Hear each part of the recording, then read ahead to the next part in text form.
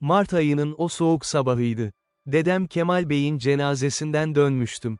92 yaşındaydı. Uzun bir ömür sürmüştü ama son yıllarında çok sessizleşmişti. Sanki içinde taşıdığı bir sır ağırlaştıkça ağırlaşıyordu omuzlarını. Avukat beni aradığında şaşırmıştım. Vasiyetnamesinde sizden bahsetti, demişti. Size özel bir şey bırakmış. O günü hiç unutmam. Avukatın ofisi Nişantaşı'ndaydı. Eski bir apartmanın 3. katında. Merdivenlerden çıkarken içimde garip bir heyecan vardı. Dedem bana ne bırakmış olabilirdi ki? Avukat Orhan Bey, 60'larında, ciddi yüzlü bir adamdı. Önüme küçük, eski bir sandık koydu. Kilit yoktu, sadece basit bir mandal. Kemal Bey bu sandığı 40 yıldır bizde saklıyordu, dedi. Vasiyet mektubunda şöyle yazmış, torunum Deniz'e verilecek. Sadece ona, başka kimseye değil, o anlayacak ne yapması gerektiğini. Ellerim titriyordu. İçinde ne var, diye sordum. Avukat omuz silkti. Bilmiyorum, Kemal Bey bize asla göstermedi. Sadece saklanmasını istedi. Sandığı aldım ve eve döndüm. Birkaç saat öylece önünde oturdum. Açmaktan korkuyordum sanki. Çünkü dedemle aramızda hep bir mesafe olmuştu. Beni sevdiğini biliyordum ama hiçbir zaman yakın olamamıştık.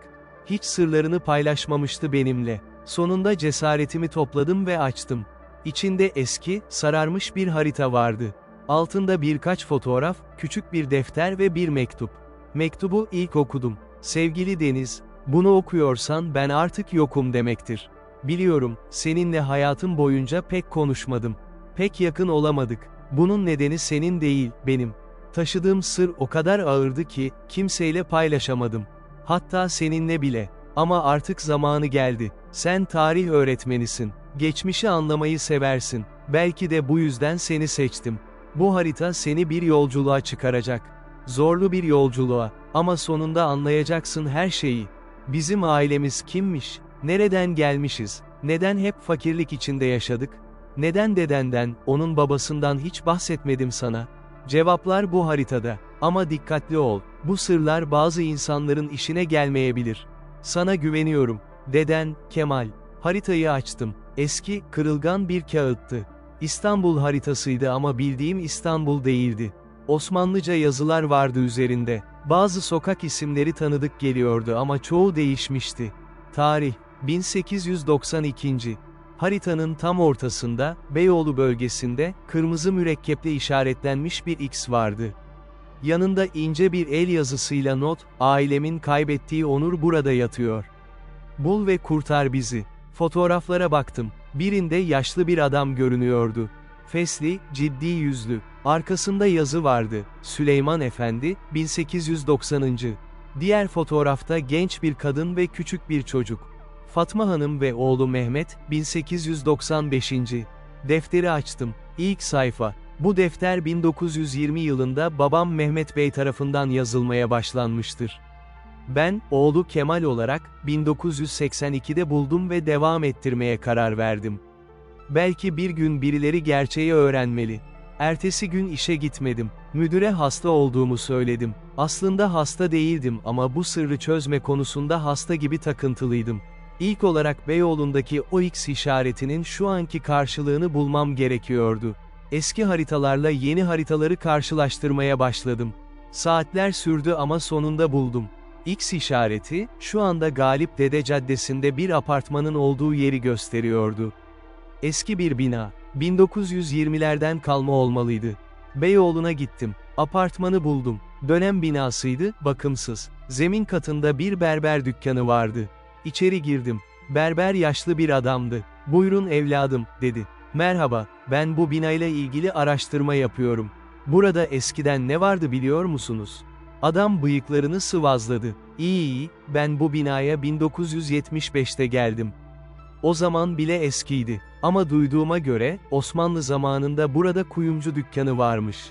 Kalbim hızlandı. Kuyumcu mu? Evet, çok ünlüymüş zamanında. Saraya bile ürün yaparmış. Sonra bir şeyler olmuş, iflas etmiş galiba.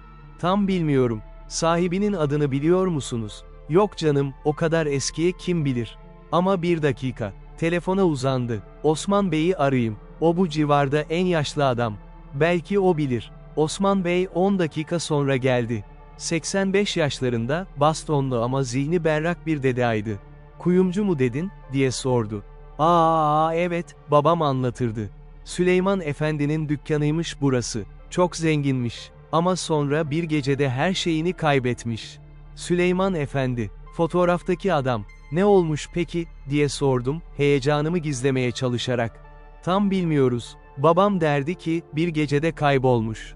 Dükkanda hiçbir şey kalmamış. Altınlar, mücevherler, para. Hepsi yok olmuş. Bazıları çaldığını söylerdi, bazıları borçlarını ödeyip kaçtığını.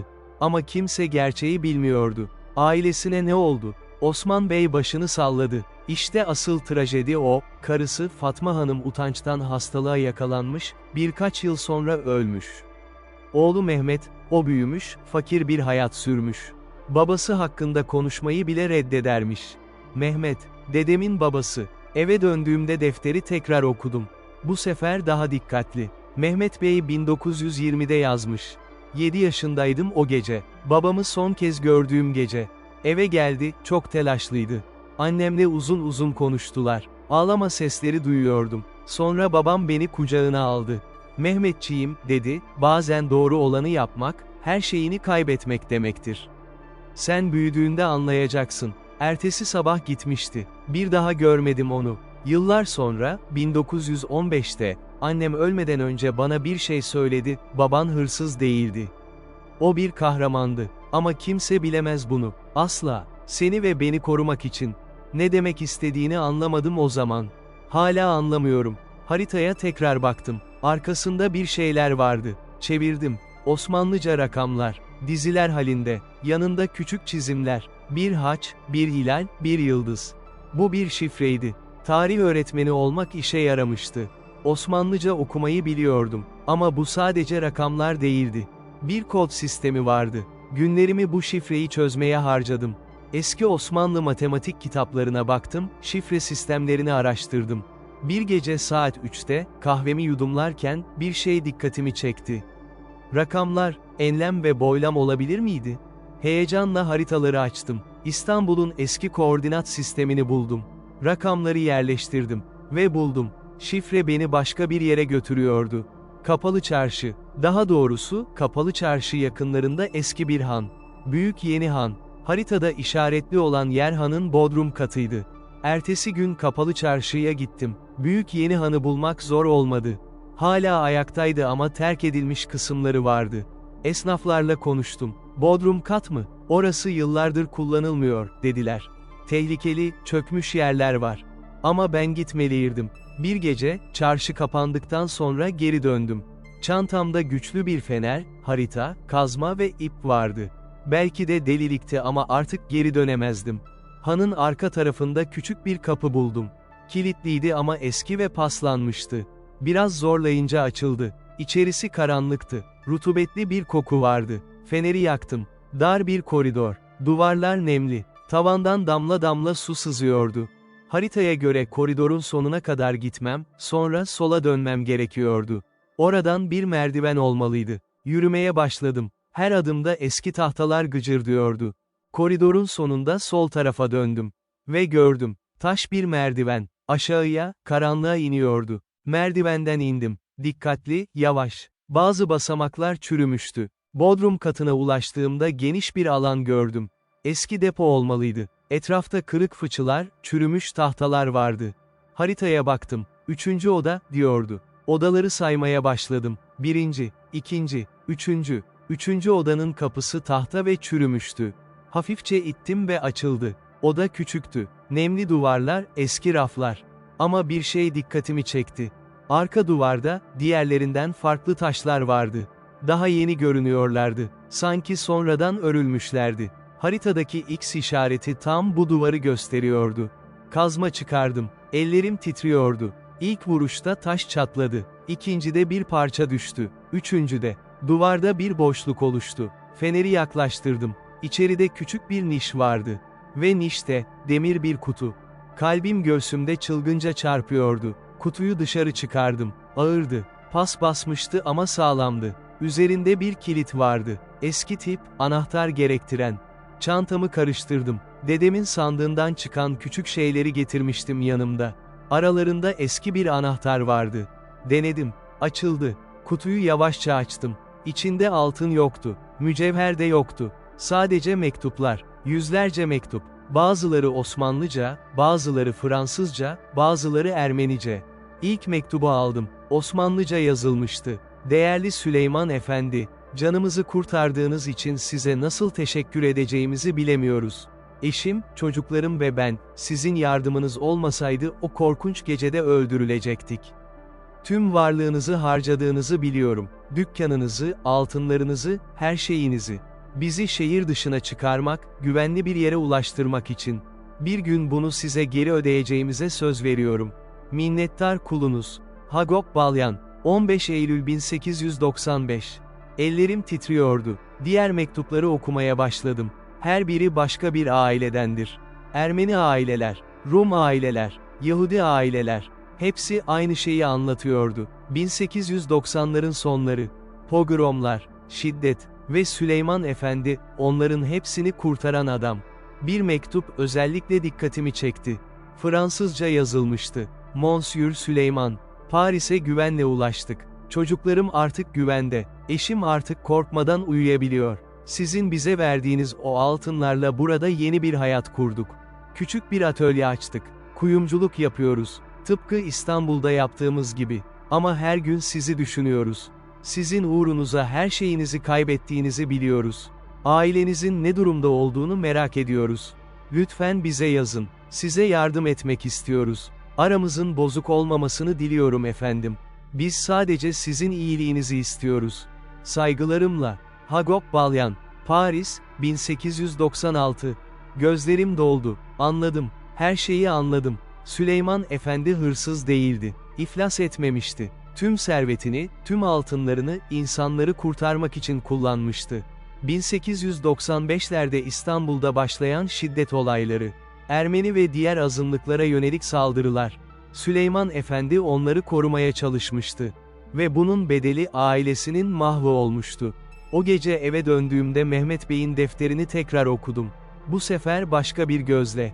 Sayfaları çevirdim. Mehmet Bey 1920'lerde yazmıştı. Bugün 30 yaşıma bastım. Hayatımın çoğunu fakir, aç ve utanç içinde geçirdim. Babamın adı bizim mahallede hala lanetlenir. Süleyman'ın oğlu, diye bana bakarlardı. O hırsızın çocuğu, derlerdi. Annem bu yüzden hastalandı. Utanç onu öldürdü. Ben de inandım. Babamın bizi terk ettiğine, hırsızlık yapıp kaçtığına inandım. Ama dün, annemin eski sandığını karıştırırken bir mektup buldum. Annemin el yazısıyla, Mehmet'im, eğer bunu okuyorsan ben artık yokum demektir. Sana gerçeği anlatma zamanı geldi. Baban hırsız değildi. Tam tersine, o en dürüst insandı. 1895'in o korkunç günlerinde, mahallemizdeki Ermeni ve Rum komşularımız tehlikedeydi. Çeteler dolaşıyordu sokaklarda. İnsanları öldürüyorlardı. Baban onları kurtarmaya karar verdi. Tüm altınlarını, tüm parasını kullanarak onları gizlice şehir dışına çıkardı. Bazılarını Avrupa'ya, bazılarını güvenli bölgelere gönderdi. Ama bu iş riski çok büyüktü. Yakalanırsa astırlardı. Ailesi olarak bizim de başımız belaya girerdi. Bu yüzden bir plan yaptı. Dükkanı bir gecede boşalttı. Hırsızlık hikayesi yarattı. Herkes ona hırsız dedi böylece.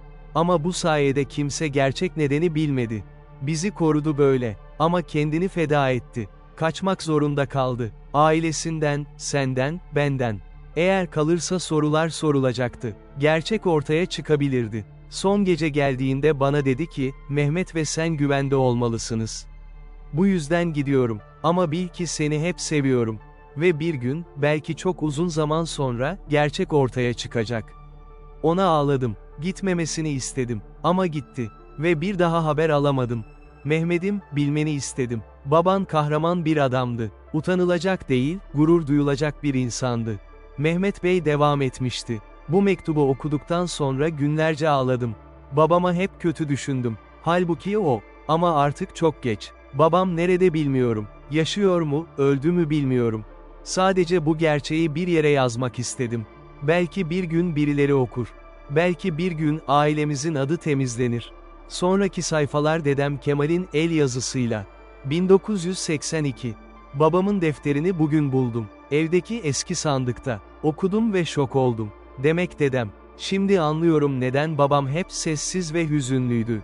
Neden asla gururlu olamazdı. Çünkü dünya ona, hırsızın oğlu, gözüyle bakıyordu. Ben de öyle baktım. Allah affetsin, ben de.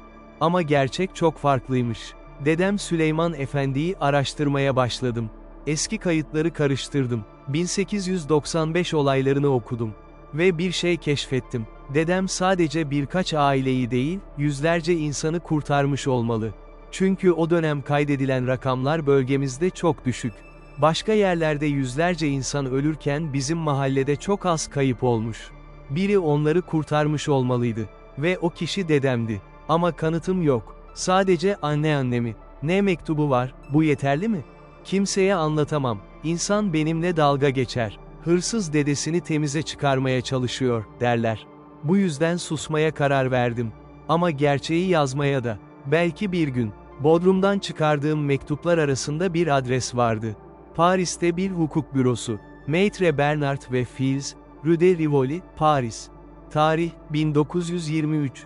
Mektup Fransızca yazılmıştı. Sayın Süleyman Efendi veya ailesi, müvekkillerimiz Balyan ailesi adına size ulaşmaya çalışıyoruz. 1895 yılında ailemizi İstanbul'dan kurtaran Süleyman Efendi'yi arıyoruz. Kendisine borçlu olduğumuz çok şey var.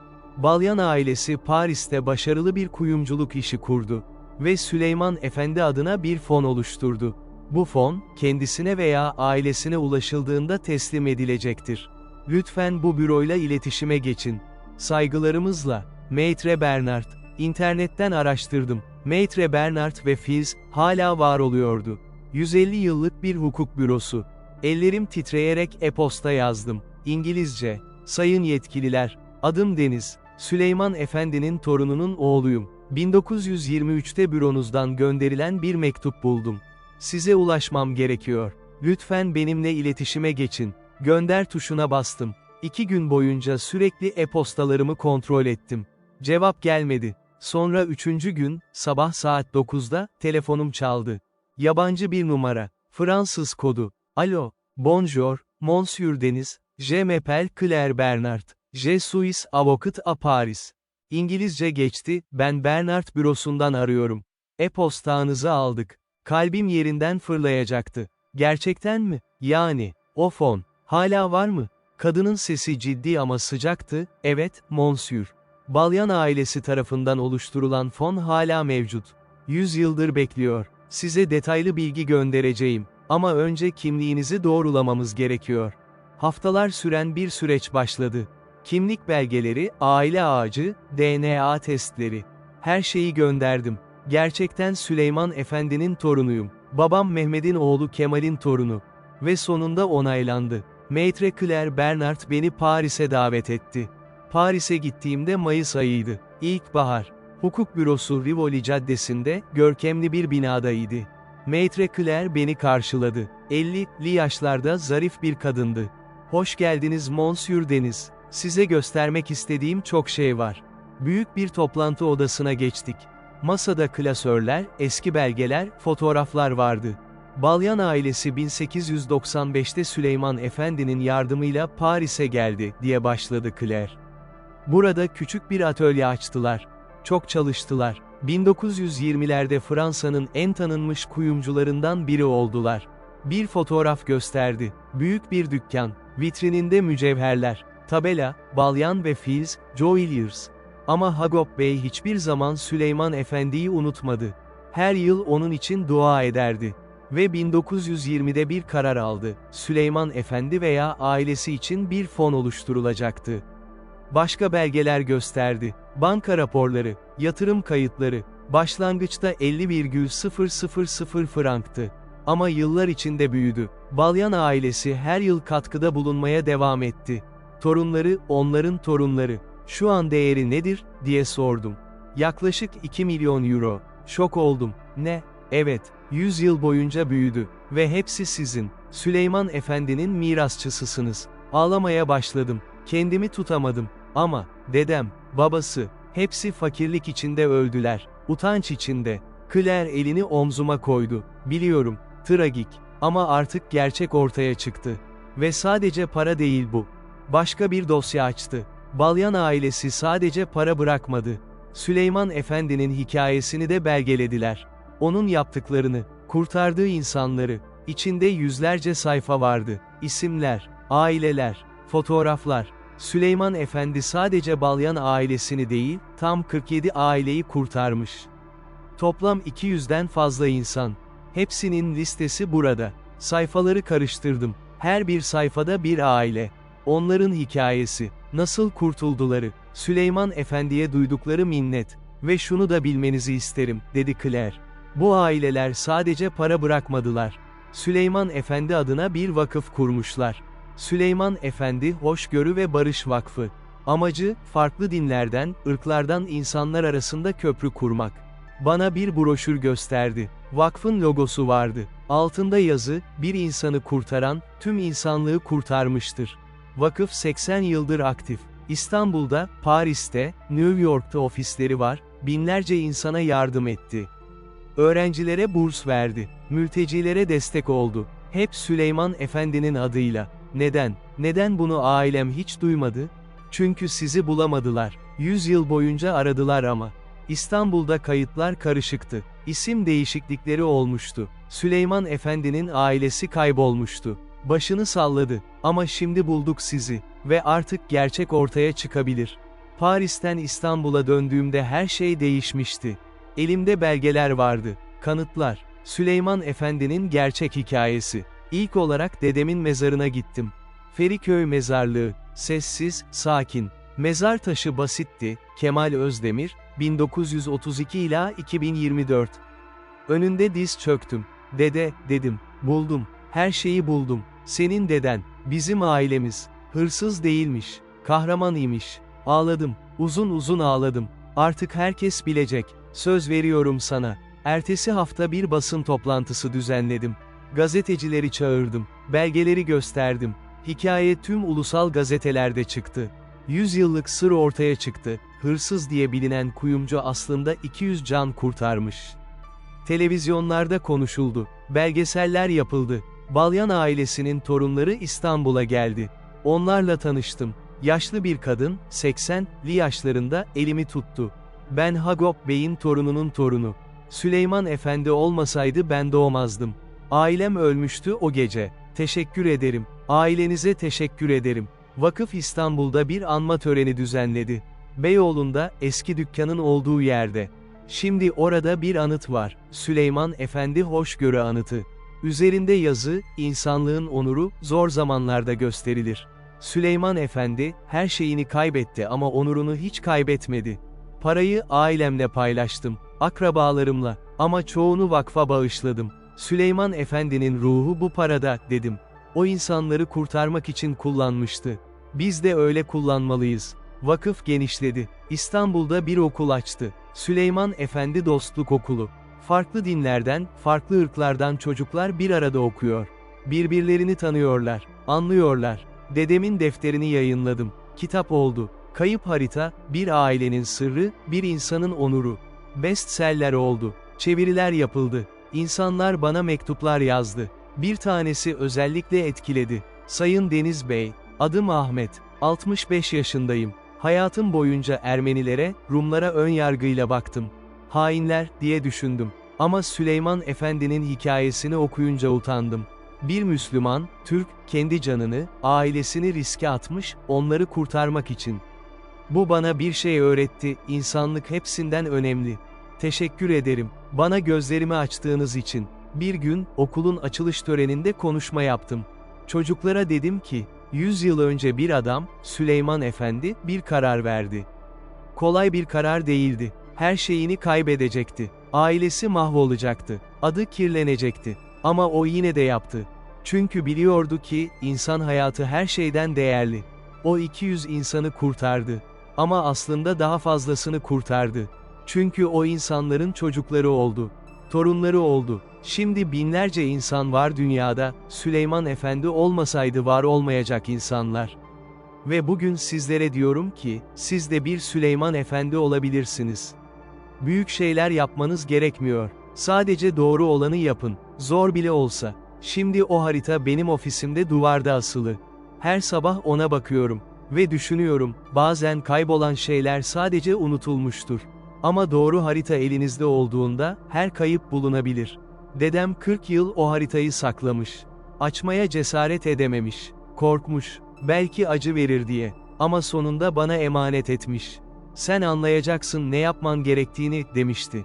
Ve anladım. Görevim sadece parayı almak, gerçeği ortaya çıkarmak değildi. Görevim dedemin, baba Mehmet'in, Süleyman Efendi'nin taşıdığı o ağır yükü hafifletmekti. Görevim onların onurunu geri kazandırmaktı. Ve yaptım. Geçen hafta Feriköy mezarlığına yeni bir mezar taşı koyduk. Süleyman Efendi için, mezarı bulunmasa da, hatırasını yaşatmak için. Üzerinde yazıyor, Süleyman Efendi, kuyumcu, insan, kahraman. 200 canı kurtaran adam. Bir insanı kurtaran, tüm insanlığı kurtarır. Mezarın yanına dedemin mezar taşını da değiştirdik. Kemal Özdemir, Süleyman Efendi'nin torunu. Gerçeği saklayan, torununa emanet eden. Ve babası Mehmet'in mezarı. Mehmet Özdemir, Süleyman Efendi'nin oğlu. Zor günlerde onurunu koruyan. O gün mezarlıkta ailenizle birlikte ödüm. Annem, babam, kız kardeşim. Annem ağlıyordu. Keşke baban bunu görebilseydi, dedi. Babam 10 yıl önce ölmüştü. Keşke bilseydi. Ailemiz aslında. Biliyor, dedim. Şimdi biliyor. Kız kardeşim elimi sıktı. Gurur duyuyorum, dedi. Ailemizle, seninle, her şeyle. Eve döndüğümde, postadan bir mektup geldi.